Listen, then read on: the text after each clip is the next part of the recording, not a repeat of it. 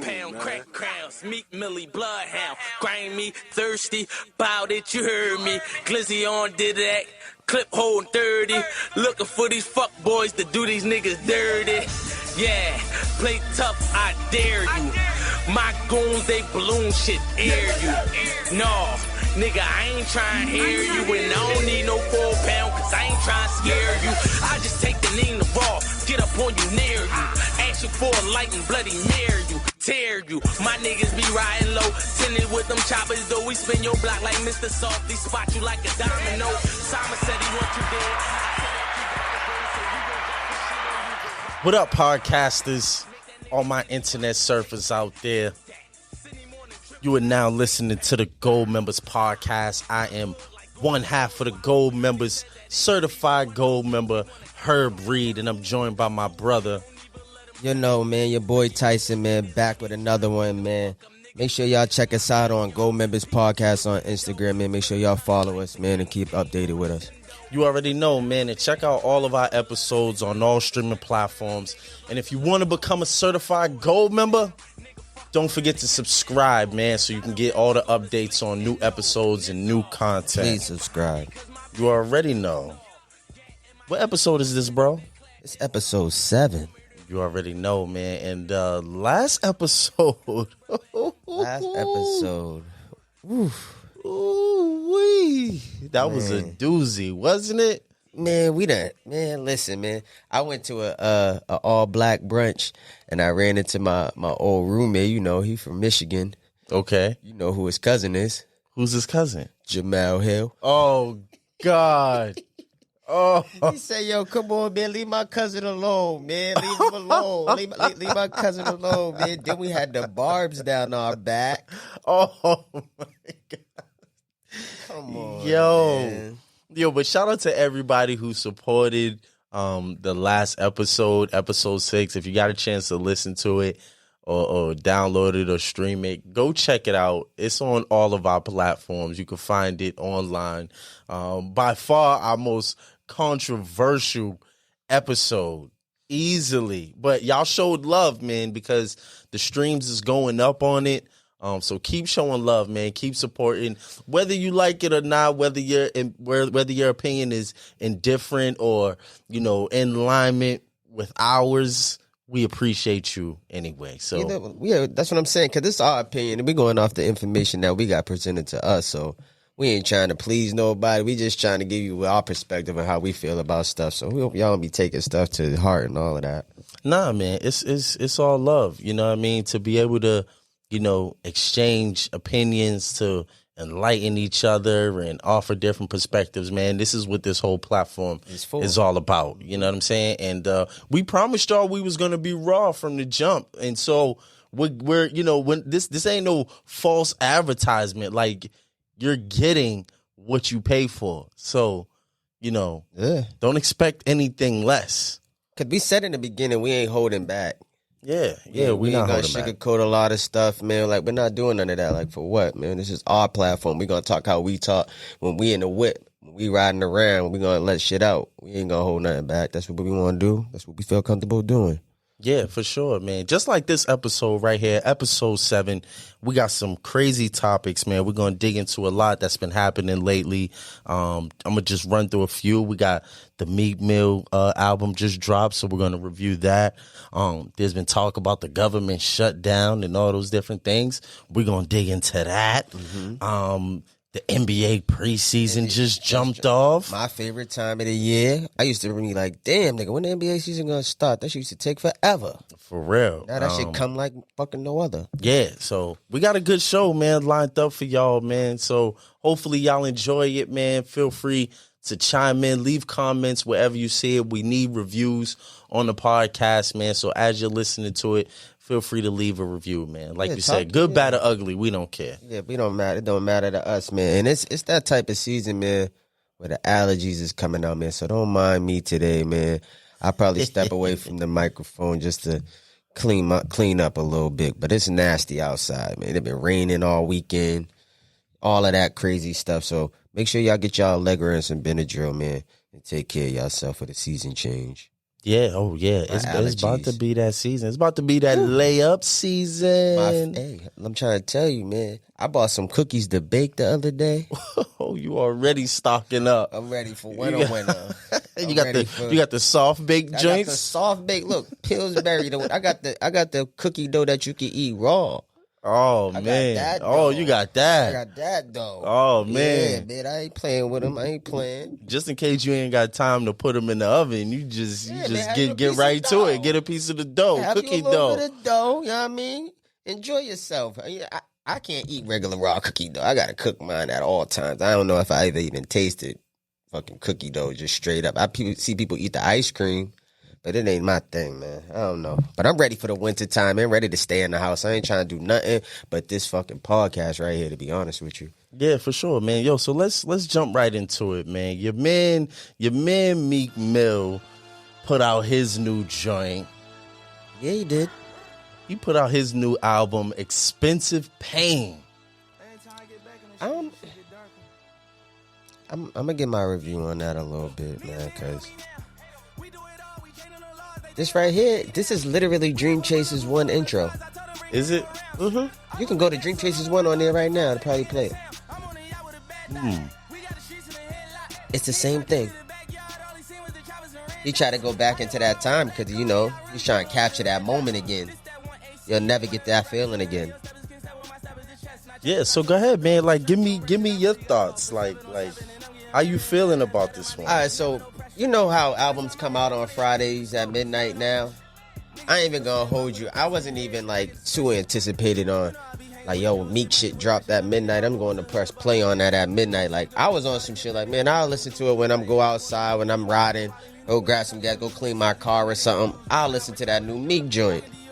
I got in the car again and still didn't play it. And I'm like, damn. That's because I got a different type of Philly artist that I like. And I feel like Meek's not putting on the old young boys right now. So he see him, he talking about him, but the album was, you want me to give it a something out of 10? I mean, not just what you thought about the track list. I got a chance to listen to it. I listened to the whole album from top to bottom. And it definitely has this new age hip hop, that fast flow, the auto tune, all that type of thing. I mean, I think the first two records kind of set the tone for the album, the intro, and then the second one, Outside, one or what is it called, 100 miles an hour.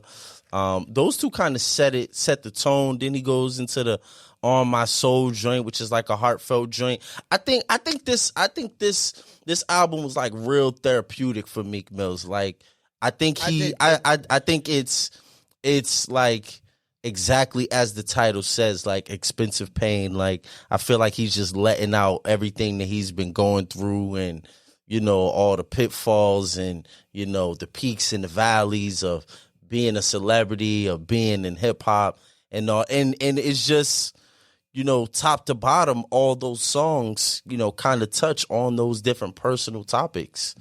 So I mean, that's what I got from it. I mean, you could tell from the track list, like you said, he is trying to capture that young crowd just from the people that he got on there. He got Uzi on there. He got Dirk. He got Baby. I mean, I do like the Vori cat, his artist. I do like Vori. I do think that you probably push Vori some more, try to get Vori to be bigger than him, like Wayne did with Drizzy. I feel like he should probably do that with the dude Vori, because at this point, I kind of feel like Meek's stagnant, kind of talking about the same things. You know what I mean? Even though I always say, I'm not going to compare their new work to their old work as much, but I still do feel like Meek's talking about the same thing and he's trying to motivate the same thing. And I'm not sure if those same niggas, those same young boys are listening to him. I feel like it's time for him to make that change, start like we kind of talked about it off air, start stepping it up and talking about, rapping with some bigger, more elite lyricists. Talib Kweli, Common, people like that, like we said, we need to see him kind of elevate his music and go to a different lane, try to step out and be something different. And I don't think Meek's doing it. I feel like he's kind of actually just trying to fit in with the young boys and do the things that the young boys, he even sounds like them. There's mad auto-tune on here. I don't know. It's It's not a bad album, but I don't think I'm gonna listen to it twice. Yeah.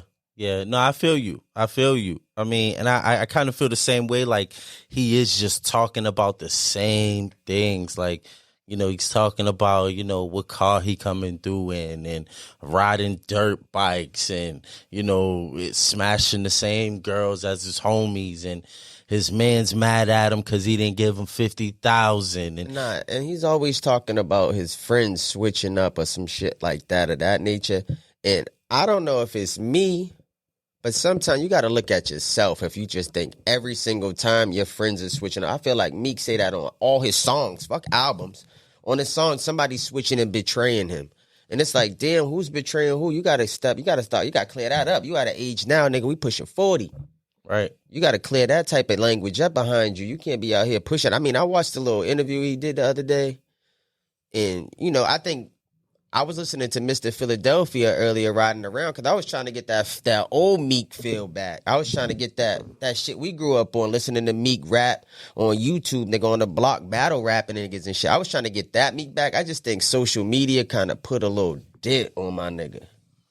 Like, it kind of, I ain't gonna say it weakened him, but it softened, like what he was coming with when he first came out, it just sounded so much better. It was so much raw. It was so much pain, and I felt where he was coming from. It's like nothing that, like when you're on a rise, there's nothing better than on that rise, like when you're trying to get to the top.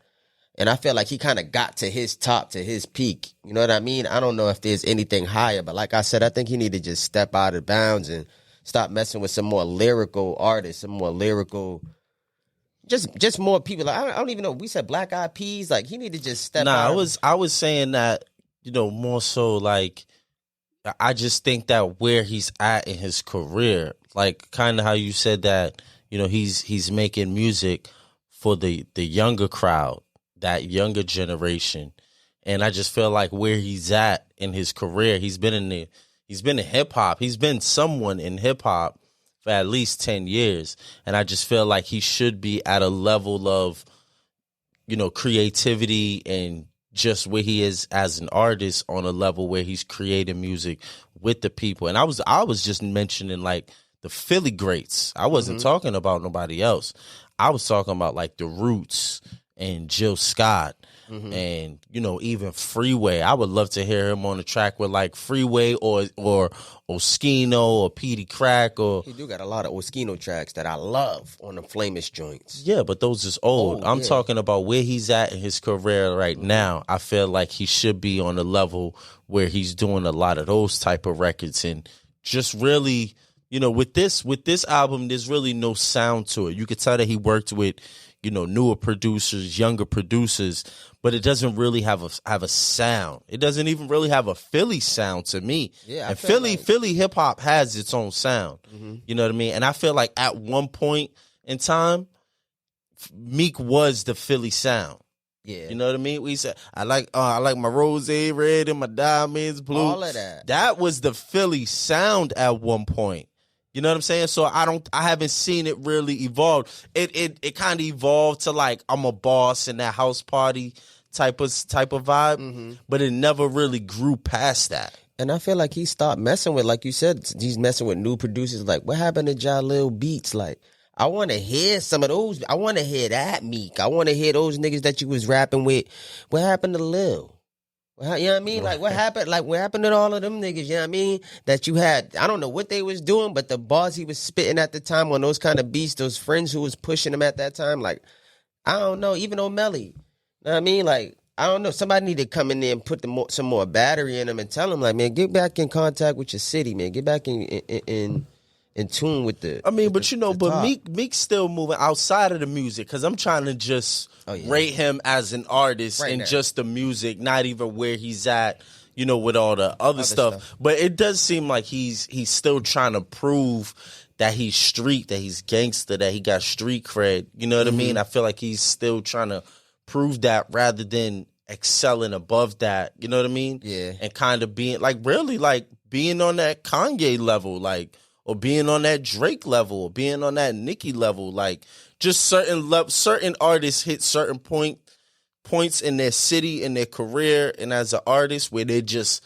above all of that. Yeah. You know what I mean? Like Kanye never had to prove that he was a gangster, but there just becomes a point. Even Wayne, like Game, you know what I mean? All these different artists, like they get to a certain point where they don't really have to prove that they from the street. They got people around them Jeezy, at that point. Gucci, you know what I mean? Yo Gotti, like these dudes ain't running around trying to prove how street they are. Jim Jones, you know what I mean? Like they get to a certain point where it's like it don't matter, you know what I mean, about none of that no more. Yeah, and I feel like Meek ain't gonna get there till he need a couple more years. But it's like Russell Westbrook with basketball. Why you want to bring it to what? Why you want to try to bring it to? How you gonna throw West in there? Cause Russell come down and get a whole lot of empty fucking stats, man. Like, nah, we're not gonna do that. We're not gonna do that to West. Let's save that for the sports segment of the show. Cause you're not just gonna do West like that. West and Meek Mill, the same people, man. Different. One's in music, one's in basketball. Well, Dame Lillard must be another Meek Mill then. Yeah, we're gonna save this for the sports. Yeah, exactly. You're exactly. just out of line. Exactly. But decent album. First of all, we got to shout out to Nina Chanel, who did the cover art for Meek's album Expensive Pain. So big shout out to Nina Chanel. Yeah, she definitely did her thing on that cover. I think that's the best thing about the album to me. Yeah, shout out to her. Cover art. Black artist, black woman. I didn't even know. I never seen the motion joint. Actually, NBA YoungBoy is the first person I seen do a motion cover like that on Apple, but I ain't see the motion version of this. That's dope that it got the little dirt bike and all of that jumping on there and shit. Yeah, with like the dice and all of that. Yeah, that shit's hard. And it got the little car doing hydraulics. I like it all. Yeah, shout out to Nina Chanel, man. She actually had an exhibit at the ICA Museum here in Boston. Oh, yeah? She had an exhibit here for like 4 or 5 months. I actually got to see it at the ICA Museum. Dope exhibit. That's pretty much her style of art. Like, exactly what that cover looks like. Real abstract. I wonder if it type was stuff. Down there around the time Virgil had some stuff down there. But It was before. Not this one that just recently passed, but probably 2 years ago. Nah, hers was probably in between. Hers was probably like a year or so ago. I seen some crazy shit in there 2 years ago, 2 summers ago. Yeah, shout out to Nina Chanel. The cover art is fire. You know what I mean? I think they was talking about selling that as an NFT, man. But dope work on her behalf. Yeah, man. Let's rate the album. What you give 5 mics? What you give it out of 5? Out of 5, I was gonna go out of 10. Out of 10, that's too easy. 10, you could say a 6 or a 7, and it's like, or 7.5, That's why I was and it's wrong. like still good. With a 5, there's like it's either A, B, C, D, or F. You only get 5. Could he put some pain into that? I'll give him a C. You give him a C? I'll give him a C. Hey, a solid C. It's only a C because I'm not going to go back and listen to it again. And I don't know, like I said, I feel like he need to bring the young boys up. Like, let the young boys from Philly get on there, not Uzi. Put my young boy Leaf Ward on there or something. But, I mean, a solid C, someone might actually go back and listen to a solid C album. Yeah, not me. A good average. That's an average album. Why? Do you see it? Is there a song on there that you would go back and listen to? Like, yo, I want to hear that Meek joint before I go in the gym, or is there a song I would listen to? I don't think there's a song on here that I would be like, yo, I want to play that joint before I go out here and hoop. Yeah. There's nothing on there for me. Yeah, I don't think so. I'm going to go listen to the young boy Leaf Ward before I go. That's because he needed. I mean, I don't know, because he be arguing with the young boys from Philly and shit during the pandemic. Like, nah, man, Meek gotta chill, man. He need to get on his grown man shit and just be that top pillar guy in Philly that could sign niggas and put niggas on. Yeah, I have to say, if I had to grade this, I'd give it a C minus. C minus? I give it a C minus. See, I gave it a C. Yeah, I give it a C minus. You gave it a B. Yeah. I didn't think we could do a minus. You said 5 mics. Well, yeah. Well, since you gave it a grade, I gave it a D plus, but I'm gonna give it a C. Well, nah, because you said a C, you know. I'm not gonna go back and listen to this again, so I'm gonna give it a C.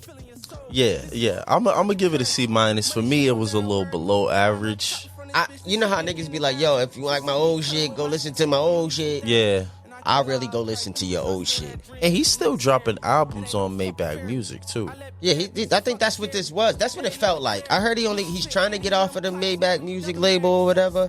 So I heard he probably got like 2 or 3 albums left, and this might be one of them. So I feel like he just put this out there right quick to try to get this deal over with.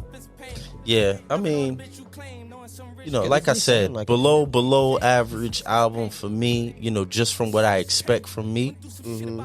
You know, it just is just a little. It seemed like a lot of YouTube tracks that he was trying to aim for some shit on YouTube and. Yeah, I'm not feeling like all the auto tune. I mean, he didn't really say anything that really resonates with me that sticks. You know, I didn't, rewind it to hear that bar over again. You know, it didn't stick. It didn't stick for me. And then he's trying to strike old records that he got before. He's trying to like get those records again. Like he's trying to somehow like collab on somebody. Like he did the joint with Nicki and fucking Chris Brown. I feel like he's trying to grasp that shit again with this. Yeah. I mean, very possible. Very possible. But yeah, let's keep it moving, man. There was a lot of stuff, man. 50 Cent made a big splash again. He got Showtime. I mean, not Showtime. Stars going the fuck up on a subscription tip. Yeah, and he just released the new series, BMF, the story around Big Meech and his brother Southwest T. I believe that they're on episode 2. You saw episode 1. What did you think about it? I saw episode 1, man, and I ain't gonna hold you, man. Just the fact that I heard I heard Meech's son say that 50 paid for him to, take classes for 2 years to train and learn how to, become an actor. I could see the elevation in that kid on that. Just from doing interviews in the past, being shy, to hopping in front of the camera and killing his father's role like that, because he's playing that role to the T, to be honest with you. And the first episode was dope. So I can only imagine how episode 2 was. I didn't get to watch it on Sunday. I was just out doing a whole bunch. But I'm going to check in on episode 2 probably tonight or something like that when I get in the crib. But yo, 50 got another one, man. This is better than Power because it's a true story. This is based off true, shit that happened. And the father's actually, Big Meech is actually in jail. Big Meech is a fucking street legend. That's all everybody know and talk about out here right now. Still to this day. You know what I mean? So It sounds like I did see some of the trailers. It sounds like Big Meech is the one who's narrating it though. Is that his voice that's actually narrating the story? It sounds like him. That is his voice. That is his voice narrating the story. I don't know how the hell they doing that. Come on, he's 50.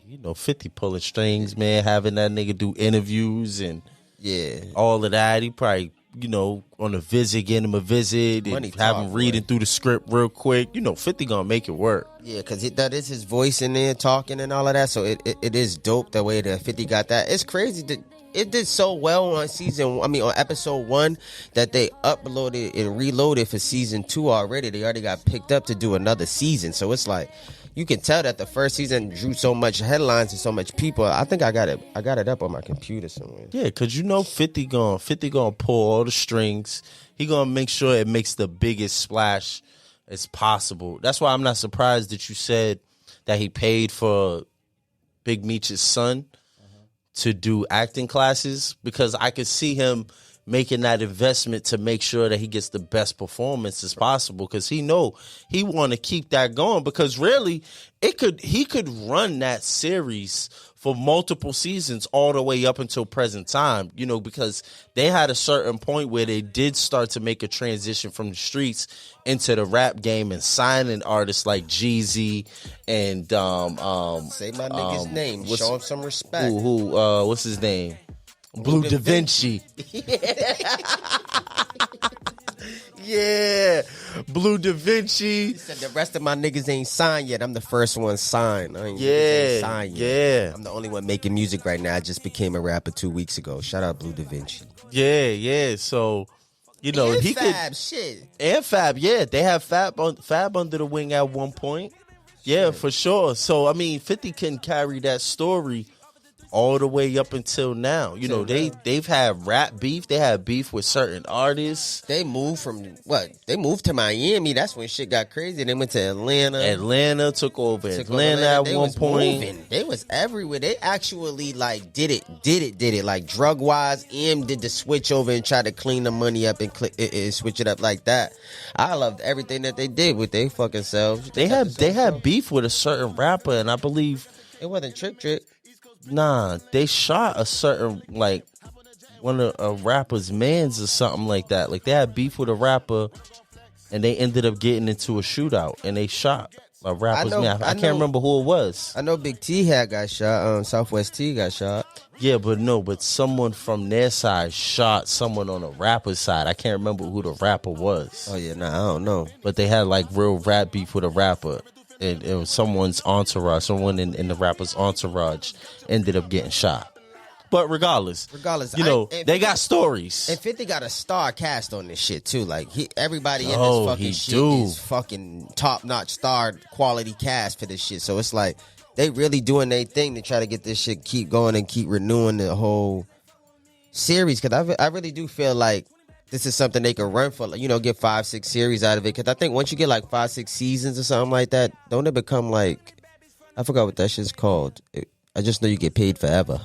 I forgot what it's called after you get a certain amount of 50 seasons. gonna get paid forever regardless. Yeah, regardless. He's getting paid forever. This is his content. He's writing it, executive producing it. He's getting paid forever. But they do got a nice all-star cast. They got my man Russell Hornsby, who played in a lot of joints. Steve Harris, who played in Sugar Hill. They got Lil Zane in there. I seen Lil Zane even got a role in it. Saying they brought him back so you get that fucking 15 minutes of fame back. Don't they got Wood Harrison in it? Wood Harrison in it? Mm-hmm. I forgot who plays Meech's dad. That's my man Russell Hornsby. Russell Hornsby, okay. That's Russell Hornsby. Him and the mom did a whole lot of movies and different shit together. He played in Fences. I mean, and the mom was played with in him a lot too. of joints. Yeah, the mom, Nicole Brianna White. They did a lot of movies and shows together. So by them coming together and this shit was kind of like magic. Yeah, no, fire. I'm going to definitely catch up on it. 50 might turn me into a star subscriber with this one. I don't know. Did you see the deal they got? It was like $2. It was $3 for 3 months. That's stupid. $1 a month. That's probably definitely enough to get you through that first season. That's definitely enough to get you through the first season, but you might as well wait till they all out. Binge watch. 50 might get me. 50 might get me He for got that me for on that the $3 front. 3 months. He got I think you converted me, Fifth. You got me with the $3 for 3 months. I'm gonna go ahead and subscribe. I'm not a Power guy. I didn't watch Power. I didn't watch Power, but I like real life shit like this. So I'm gonna tune into BMF because I know about BMF.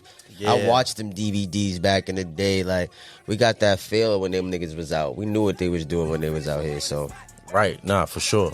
But yeah, man, for the last review that we got, the NFL put out the lineup for this year's halftime show of the Super Bowl. Super duper early. Real early, but nonetheless, it's a heavy hitting lineup. I mean, we got Snoop, we got Eminem, we got Dr. Dre, Mary J. Blige, and Kendrick Lamar. How you think that's gonna go? Like, you think there'll be a couple more people coming out, or they just there ain't enough time? Yeah, I don't think it's enough time, and I mean, they have enough catalog to just do songs with each other. I mean, Dre, Eminem, Snoop, Kendrick, have Mary J. come out, perform a few joints. You know, that's all the time you need. You really don't need nobody else. And this is happening in L.A., and the Rams got a chance to be in the fucking Super Bowl, just like Tampa Bay was in the Super Bowl last year, and it was a home game. The Rams also got an opportunity to do the same thing this year and have Dr. Dre and them performing at the halftime show. Yeah. I want to know what they trying to sell them tickets early, because, boy, when I tell you they put them joints out, and then we was watching a Brady versus Patriots game the other day, they had a fucking Super Bowl type commercial during that, and it was like, damn, like they really trying to push the halftime show this year. Those was all Super Bowl commercials. You could were. tell they got paid a lot of money for advertising during that game. It was definitely looking like the Super Bowl. But nah, this is. I don't even think I'm gonna watch the Super Bowl, man. I mean, I haven't forgot about everything that's still going on. You know what I mean, with the NFL and all this other stuff. And this is actually the workings of your man Jay-Z. Because isn't he in charge of the halftime show? He produces the halftime show at Rock Nation, so he made sure they drop that check off early. That's why we're getting these commercials and all of that out there now. This is the biggest hoax. The biggest hoax. Jay-Z's part of the biggest hoax for black people you'll ever see. You see how it ain't no more talk about Black Lives Matter and taking a knee and doing all that stuff.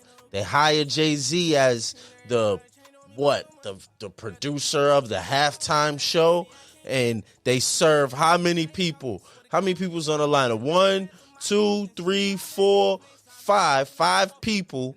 4 out of 5 is black, and that's a win for black people? Is it not?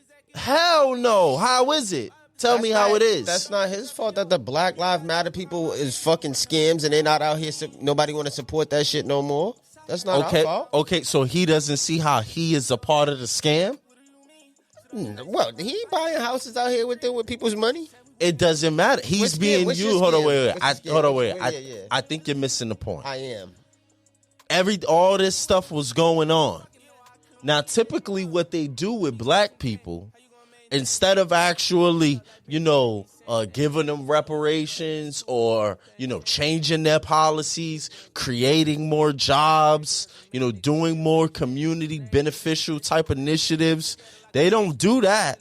Instead, what they do is they give us symbolic victories. They take the elites of the black people. Carpenter. That's Colin Kaepernick talking about. No. I'm talking about Jay-Z. Yeah, but that's what he was talking about. Okay. But they don't do that. They get the elites will hire Jay-Z, which is the perfect PR for them, right? Oh, we're working with black people. We hired Rock Nation. We hired Jay-Z. Jay-Z comes in, brings in 4 other rich, more black people who ain't doing nothing. And that's a win for the entire black community. How does that help you? You tell me, by Jay-Z being the producer. Hold on, I'm just asking you. Let me just ask my question. And I'm going to answer. How does Jay-Z being the producer of the Super Bowl and hiring these people on this lineup, how does that help you? When has the Super Bowl ever helped any of us? Well, when you put them in charge. When has this helped any of us? Right, but hold on. But instead of putting Jay-Z in a position where he can help, you give us a symbolic victory by putting him into place. Black people celebrate, and all of a sudden they forget about all the kickback that they're supposed to get from the NFL. They didn't put him in charge of diversity so that he can employ more people, more black people. In general. Huh? That's society in general. What do you mean that's the society in general? Society in general throws something out there to block you or make you forget about what's really actually going on. Okay, okay, but when they use a black person to do it, there's something different about that. It's not just putting a distraction out there. It's saying, okay, we're going to serve a few rather than the many. Okay, what would you expect Jay-Z to do for black people with the halftime show? First of all, he's a fool for taking a position to just oversee just the halftime show. Okay. That's a part of the hoax. They put you in charge of the halftime show so you can see 4 black people on stage, and all of a sudden you forget about everything that's going on. That's a part of the hoax. He's a fool for taking that position. Okay, can you answer my question, though? What? What is he supposed to do with the halftime show to benefit black people? What is he supposed to do? Do a fundraiser during the halftime show. Raise million. They can run that. So you mean to tell me you don't think he done wrote a check by now for black people or the black community, for Compton, for whoever's going on, wherever the Super Bowl is? You don't think they wrote a check for them for the community? No, where is it? When have they ever? Who were they supposed to show it to? They were supposed to. How was they supposed to show That's that PR. to? Yeah. What do you mean? How are they supposed to show it to you? They could do a press release. Hold on, wait. If you never went and looked for it, you're not gonna know. What? Why? No. That's not true. That's not true. You never looked for it. That is not true. The NFL and Rock Nation have whole PR and marketing and media teams. If they wanted to make an announcement and make sure that you see it, they will do that. Yeah, but if you know Jay-Z, he's not one of those people who's loud on accomplishments. It's like, all right, I'll take. Well, then you ain't serving nobody. If you silent, how he ain't serving nobody? You ain't. If you write a check to someone and no one knows that money is being put there, how are you serving anybody? Because it's not for everybody to know you are. It is for everybody to know. What are you talking about? How is the people supposed to access that resource if they don't know? If I gave you $10,000 to go start a business tomorrow, and I don't want nobody to know I gave you the $10,000, and you're providing people with jobs and shit like that, absolutely, shit like that, I don't want people to know though. Is that not okay? No, absolutely not. No, that's not okay. Why? Why can't I be confidential about where I'm bringing my money or putting money? Because how are people supposed to know that money is there so that there's resources and opportunities there if you don't tell them? You're supposed to tell them. I gave you the money. But you have the big marketing and management team. You have the PR team. How are you not telling people where you're putting money, where you're putting resources, where you're putting opportunity? How is people supposed to access that? That's the people who I gave the money. So to. hold on, wait. So if they was to do a fundraiser during the halftime show of the Super Bowl and raise millions of dollars and not tell people where that millions of dollars is going, how are you serving anybody? That happens all the time, but they're not doing that, is what I'm telling you. So they're not going out there and doing a halftime show and putting up all this money and telling people this is how much. They're not doing that. They might write a check in silence. That's not serving anybody, bro. You can't do a fundraiser. You can't say, okay, I'm doing a fundraiser. Hold on, wait. You can't say I'm doing a fundraiser and I'm doing a fundraiser for education and don't tell people what school system you're serving. How is a parent who's signing their kid up for school supposed to know, okay, Jay-Z just donated $1 million, let me send my kid. That's like LeBron James just did that whole innovation center in that new facility. He put out some PR to let you know that this resource and this opportunity is here. We just developed a whole innovation center for kids to learn STEM education. Here's the trailer for it so that you know what's going on. Sign your kid up. That's the type of nigga LeBron is. He's a nigga that loves attention. He loves a nigga like Jay-Z's a slime. So Jay-Z's a slime. But he loves to bathe in his success, and Jay-Z don't. So he'd rather write a check for $100 million or $10 million. But you just said he's not doing that. No, he's not doing the fucking halftime show and showing everybody, oh, you're making this amount of money and this is where it's going. He might just write a check in silence. He's a part of the hoax. He don't even know. He's a part of the hoax. If that's what you believe. It's not what I believe. It's what's fact. When all this stuff was going on. It's not fact to me. That's because you want to ignore the fact. You can ignore the facts. It doesn't change the facts. It don't change the fact that he could be saying when all this stuff was going on, when all this stuff was going on, they brought him on for PR marketing. It's no secret. It's a fact that when black people stopped watching the NFL, the ratings went down. Of course. Oh, that's a fact. But once the pandemic started happening and people were stuck in the house and had to watch? No, they brought him on. They brought him on before the pandemic. They brought him on to produce the halftime show before the pandemic. This is right when all the Colin Kaepernick and stuff, all that stuff was going on. People had to watch this year. No. Stuck in the house. They had to watch. Okay, but you don't make it about COVID, and that's why black people started watching it again. That's not why. Why did they start watching it? Because he had already been. He only was in charge of one game in February. I know he wasn't. It was the whole season. They had named him the head of the halftime show seasons prior to the pandemic. It was at least 2 or 3 seasons before the pandemic hit. Game. This is when Charlemagne and all of them was backing Colin Kaepernick. This is 5-6 years ago. Okay. It is. That's a fact. Okay, you believe what you believe. I believe what I believe. No, it's not what I believe. It's not a fact to me. I just told you it's not a fact to me. You got your own beliefs. But regardless, you don't like Jay-Z. You never did. Yeah. So you're gonna have whatever you feel about him. Well, because why? Because I'm not influencing. Dame Lillard. Yeah, but I'm not influencing his decision making. He's making decisions. And that's what I'm saying. You're not influencing my decisions on how I feel about Hov and what I'm not trying to.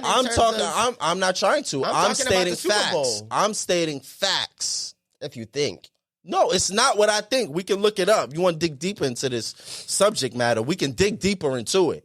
We could pull up the facts that the NFL ratings was down. We know that, though. They've been down around that time with Colin Kaepernick. What are you talking about? So why do you think they made him producer of the halftime show? But that's one game out of the whole year. Okay, let me ask you, why do you think it's the biggest game of the whole year? More so the almost bigger than the actual game. So nobody watched no games all season until the Super Bowl?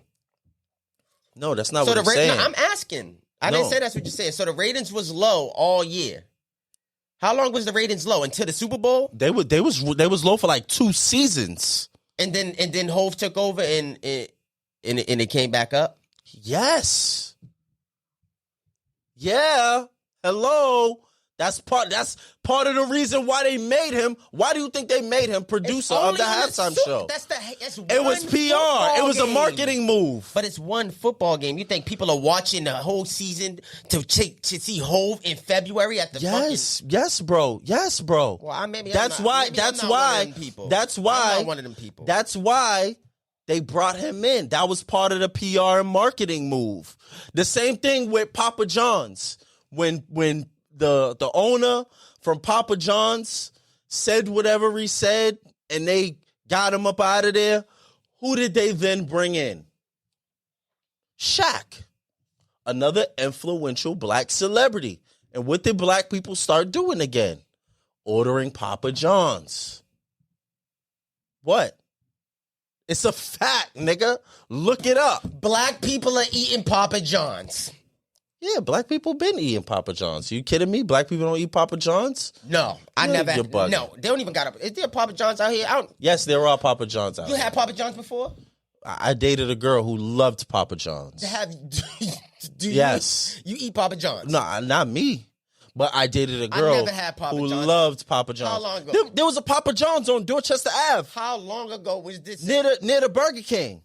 This girl was eating It's still there. There's a Papa John's in the hood on Dorchester Ave. All right, but has Papa John? She's been eating Papa John's since Shaq been in office. No, she was eating before that. But she stopped when she heard the racist shit. I don't know. We wasn't dating at that time. Okay. I wasn't dating her at that time. But she does eat Papa John's. There's a Papa John's on Dorchester Ave in the hood. She don't need to eat Papa John's. Not far from here. We could probably get Papa John's delivered here, Uber Eats or something. That's not okay. Yeah. Papa John's is not okay. But anyway, yeah, like you said, I'm not a fan of Jay-Z. Yeah, that's what I'm saying. So I'm gonna let you get your shit off. I don't care. All right, give me some music, bro. Cue me up some music, man. I'm gonna let you get your shit off.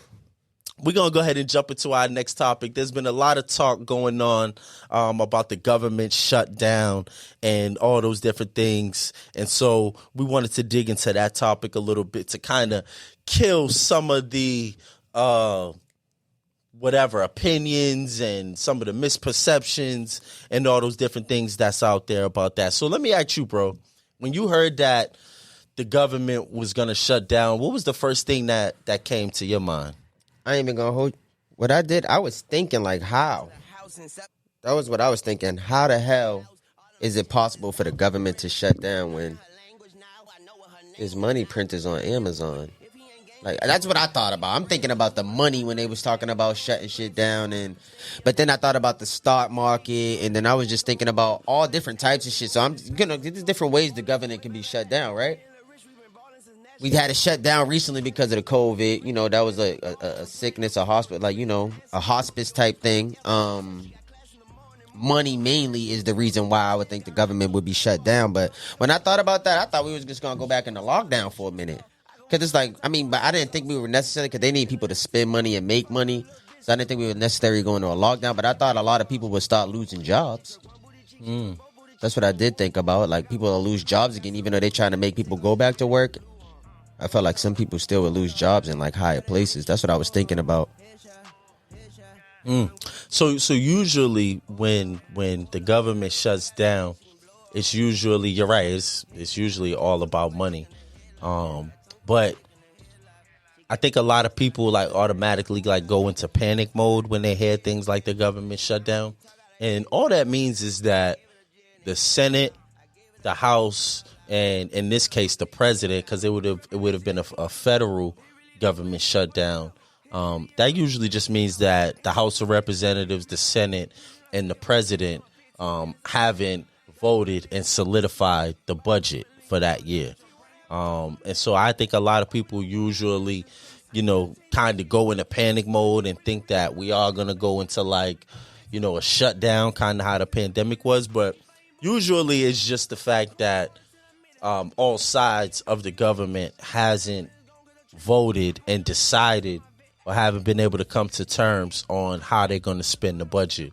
And so in this case, there was a few things that was taking place. So for a lot of people who don't know, the fiscal year, the financial year just recently ended. So the fiscal year ends September 30th and it starts again on October 1st. And so because those different parts of the government hasn't, like I said, come to terms on a budget, then they consider that a government shutdown once October 1st comes and they haven't made an agreement. They haven't said how that they're going to spend the budget. And so that's what was taking place. September 30th, which was approaching, which is the end of the fiscal year for the federal government. And so October 1st is the start of a new financial year. So they got to have the budget and stuff all voted, all, agreed upon and all those different things so that they can start, pushing out those funds to different federal and state and city agencies and stuff like that. So typically that's usually what happens. But there was also a piece, about the borrowing cap. So there's a cap on how much the government can actually borrow from other countries and stuff like that. And so they had to basically create a new law that lifts the cap, that raises the country's borrowing cap so that they can then go out and borrow more money for people and kind of supplement that budget that's not being spent because they're taking so long to vote on it. My thing is like, who are they borrowing from? Is this like a print? Like, is this permission to print? Different countries, the UN and all of that. And, the U.S. is in big debt to China, in different countries like that. So, usually, but in order for them to do it, they have to actually rewrite the law so that they can lift the borrowing cap. So that was another part of it. So Biden signed that into play. He signed that law into play that they can actually raise the borrowing cap so that they can start going out and getting more money. But yeah. And so, but I did want to touch on this. There were several parts of this budget that's being spent. And part of what was, and I think this might interest people when it comes to this whole government shutdown and all this budget talk. Part of the reason why they couldn't come to agreement because they're trying to allocate funds to cover certain things, and there were three major things that they were trying to cover. It was $28.6 billion in disaster relief for those recovering from Hurricane Ida and other natural disasters. Some $10 billion of that money will help farmers cover crop losses from the drought, wildfires, and hurricanes. And then this one's really going to get people. An additional $6.3 billion will help support the resettlement of Afghanistan evacuees from the 20-year war between the U.S. and the Taliban. So if you've been watching the news, then you've been seeing, people in Afghanistan evacuating their country, trying to get away from the Taliban. And so our government was spending $6.3 billion to help all the people who fled Afghanistan and came to this country. But you see what we was doing at the border a couple weeks ago when people who we know who are actually natives of fucking America, some people who actually got passports and stuff that might have expired, getting kicked out across the border, but they over here about to pay how much? $6.3 billion. Is that for shelter and shit like that, right? Probably for shelter, food, clothing. and that's to let them resources.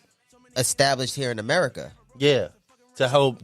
It says an additional $6.3 billion will help support the resettlement of Afghanistan evacuees. So resettlement's the key word. Do in they that. not remember who? No, go ahead and say it because I know what you was gonna say. That's what I'm saying. Like they don't remember who came here to learn how to hijack and shit here. They came here, went to school, did all of this, learned how to fly planes, and came here and fucking took over our fucking nation and fucked it up on 9/11. Now we got 9/11. Now we're about to fucking pay them how much money? We're about to pay them $6.3 billion. $6.3 billion to teach them how to do it again on a bigger level. Bro, I'm not gonna lie. You sound like a middle white American right now. I'm not gonna lie. As I should. Because when they said something about the Twin Towers going down, a young brother like me ran outside of my projects and looked up the big park, and my Twin Towers was still standing. Right. Right. I was bugging out. I didn't know what was going on. That changed lives, bro. We figured out about the World Trade Center. That's how I knew we had one in almost every city. Just from that, I'm like, damn, what happened? And we about to teach them how to do that stuff again. This is out of line. Yeah. Well, we don't want to let people from Haiti come into America, though. Well, the Republicans were like totally against that. Okay. Republicans actually didn't want to vote on it. They said that the Democrats can vote on it and they could still win the vote without the Republican side voting in favor of it. And so I think that this thing recently passed. So I think that they're gonna like go ahead and move forward. But I think that they still have to work out the entire budget. But for the most part, they was able to lift the borrowing cap. And now they're still working it out because there's also that infrastructure bill, which is huge, where they're supposed to be spending like $1 trillion in new infrastructure around the country. Oh, yeah.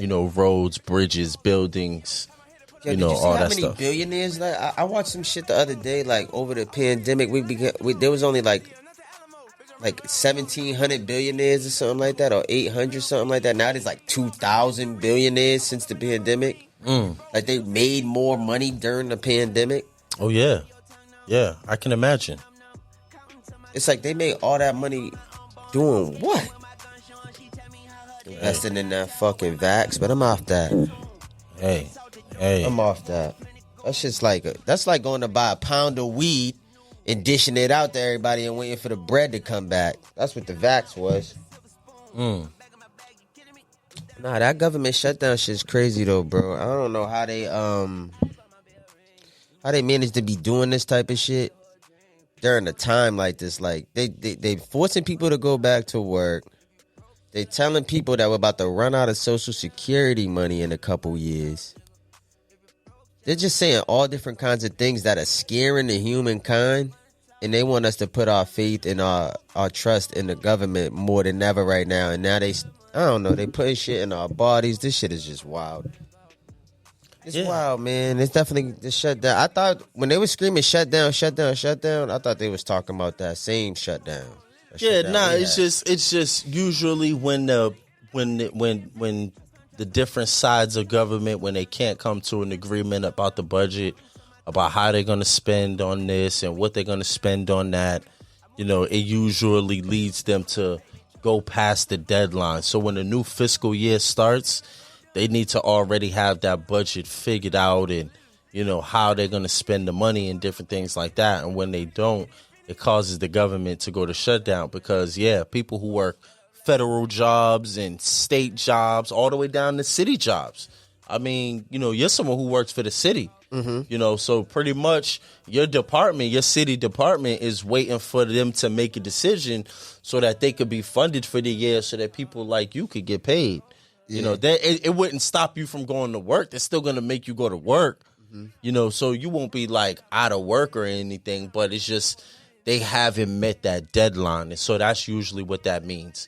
So when September 30th comes, which is the last day of the fiscal year, for the federal government, and they hadn't made a decision, October 1st comes, that's what they mean by a government shutdown. I think for the state of Massachusetts, our fiscal year ends June 30th and starts July 1st.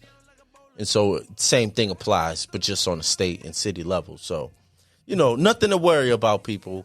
Government shutdown, ain't shit gonna change. Yeah, and I seen the money print on Amazon, man. Yeah, ain't nothing to worry about, man. right? Go print up something, man. Yeah, ain't nothing to worry about.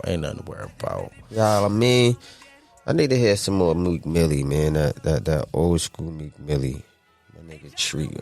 I'm on my Meek Millie old school shit because I'm tired of that new school shit. I need it. And they say listen to the old man. I'm going to listen to the old music, man. Plus, we about to get into Philadelphia anyway a little bit when it comes to this sports, man. We got a little bit about Ben Simmons and an update on him. We got a little bit about the NBA preseason. Andrew Wiggins and Kyrie Irving. And I got a little bit to say about Deontay Ayton, man. It's about to be a little crazy little NBA season, bro. It's here, it's back already. I feel like we had 3 seasons in like a year and a half. Yeah, I'm ready for it. I'm ready for the NBA season, man. Perfect time to lock in and just watch games all day. Yeah, stay in the crib, stay warm. There's always something to do after work. You know what I mean? Go to a bar, catch a game, catch your local team. I mean, our local team. I don't know what we doing this year. I don't know what's going on with the Celtics. Really don't know what's going on with the Celtics.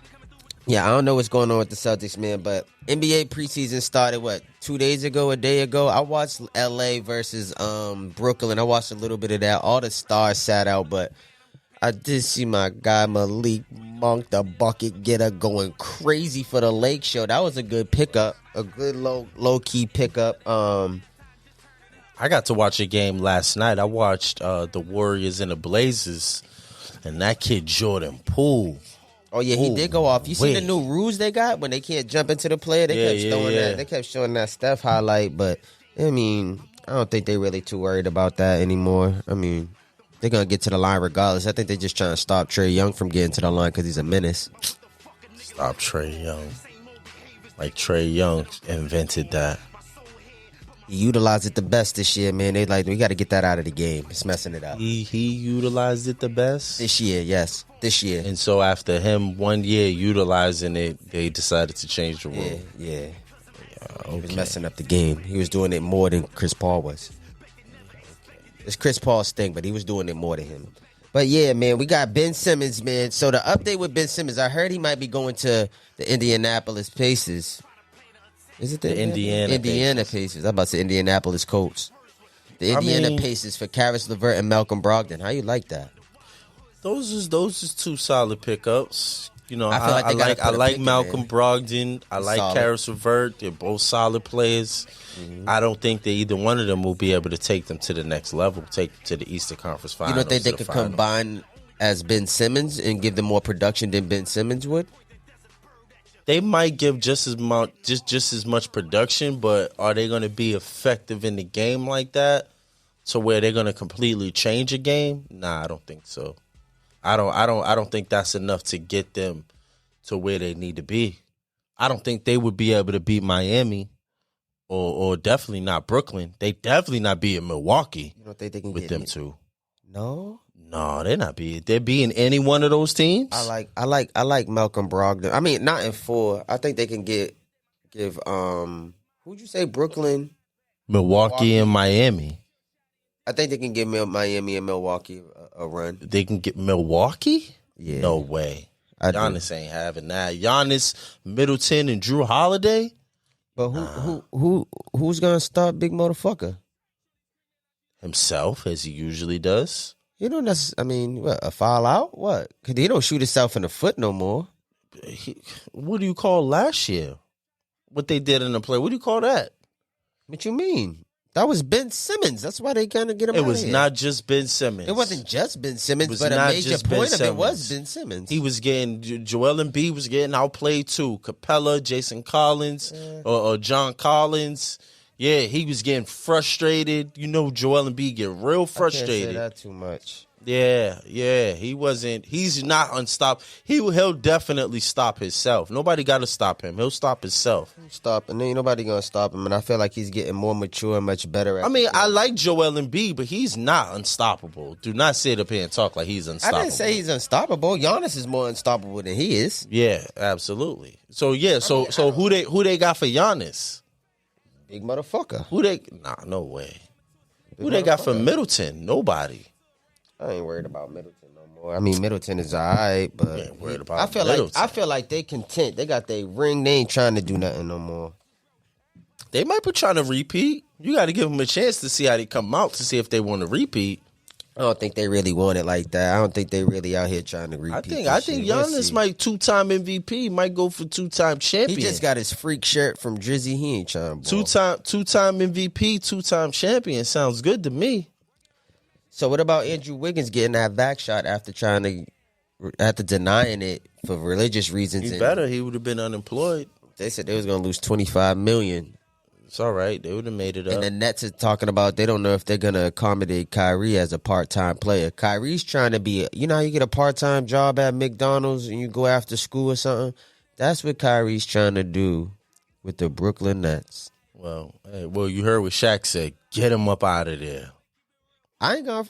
Why all the legends is talking like that too? What's his name? Kareem Abdul-Jabbar said it. If they don't want to get vaxxed, cut them. Yeah, get rid of them.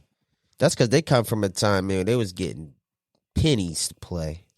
Nah, I'm talking about Kareem. Like even because I'm about to say Shaq was Shaq. I don't know if some of these players making more than Shaq. Oh yeah, probably not. But I don't even think it's that. I just think that, and then you got to look at who's saying something. These was players who, because Shaq said it. Shaq said, because if I played on the team with Kyrie, he said I'd be making the decisions all day, every day, and I would tell them to get rid of him. So I think Shaq is kind of speaking from that standpoint because he's looking at it like, if you was on my team, I would have had you traded. I would have had you up out of here because you're not going to sacrifice, for your own selfish reasons, the whole squad. Because then imagine that. Imagine if one player gets sick. Now everybody got to sit out. And Shaq's not about to lose no money or no championships because of Kyrie. Yeah, but at the same time, it ain't really. Shaq was the star, but you seen what they did with Kobe. Like, it's like, nigga, if you ain't want to leave, nigga, we'll trade you and keep Kobe. I hope he don't get to that point. Especially my nigga Kyrie. I don't know. Kyrie might be getting traded. You think they'll trade Kyrie? Absolutely. I told you, I think he'll retire before they trade him. They'll get rid of him. I feel like they'll just, sever the contract or settle some agreement to just get him up out of there. I don't think that they're willing to risk the whole team and the whole franchise for Kyrie Irving. Yeah, me neither. I don't think they do. I don't think that. I think that they would move forward with just KD and James Harden. And no Kyrie. Yeah, because Wiggins was like, I hope after 10 years, man, I'll be okay after taking this shot. Yeah. That was his thought process. Because you really don't know, man. I was just saying this the other day, man. Like, a year ago, they were scared as fuck to put something like this in their bodies because we don't know what the COVID was. But now, all of a sudden, everybody's just so amped to put it in them to try to get past and be back outside. And I'm like, damn, like, it's all that to be back out and be free again.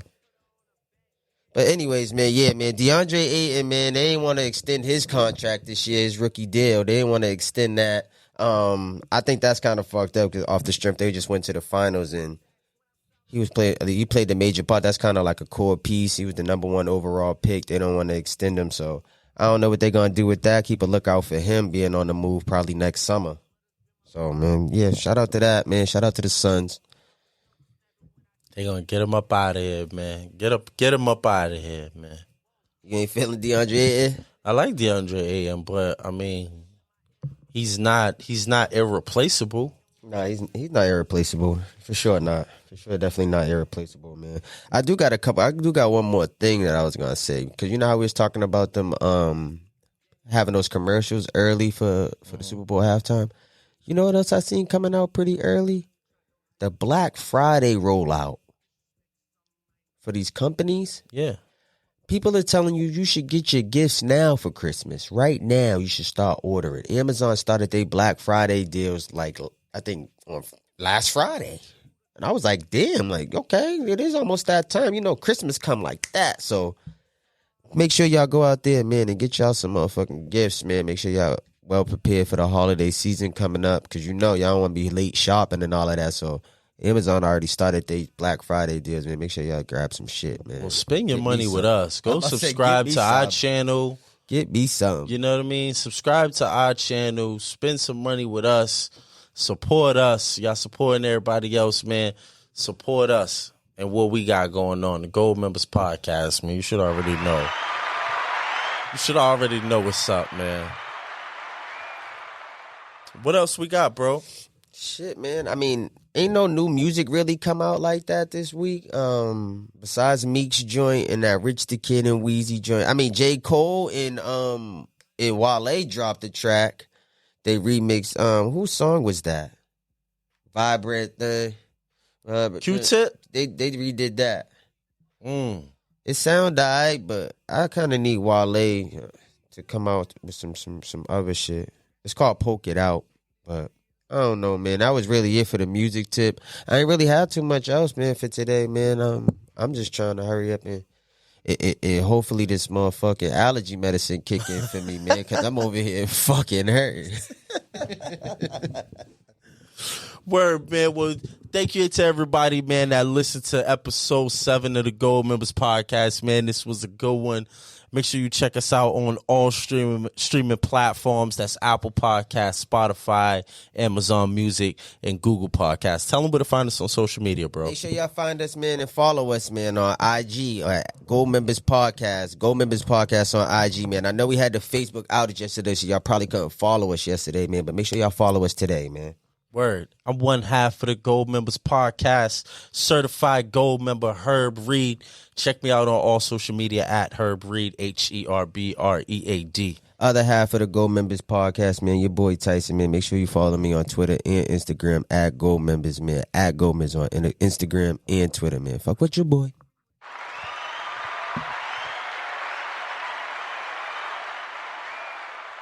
We out this bitch.